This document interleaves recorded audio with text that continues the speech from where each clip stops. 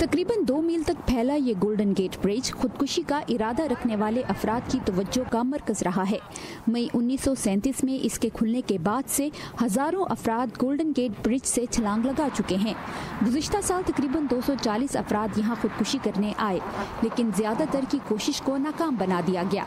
लेकिन इसके बावजूद कम से कम 33 अफराद यहाँ से कूदकर जान से हाथ धो बैठे।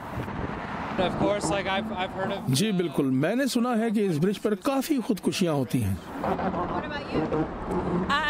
मुझे पहले नहीं पता था, लेकिन अब यहाँ बाड़ लगी है। मेरे ख्याल में इसीलिए यहाँ बाड़ लगाई गई है।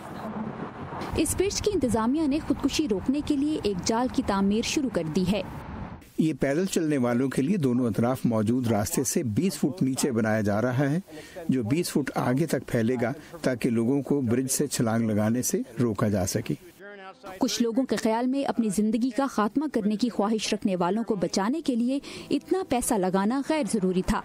कुछ लोगों को फिक्र थी कि ये जाल गोल्डन गेट की खूबसूरती पर एक दाग बन जाएगा।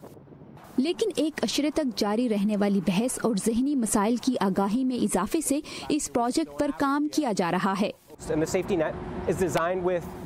नेट को ब्रिज की खूबसूरती को मद्देनजर रखकर डिजाइन किया गया है।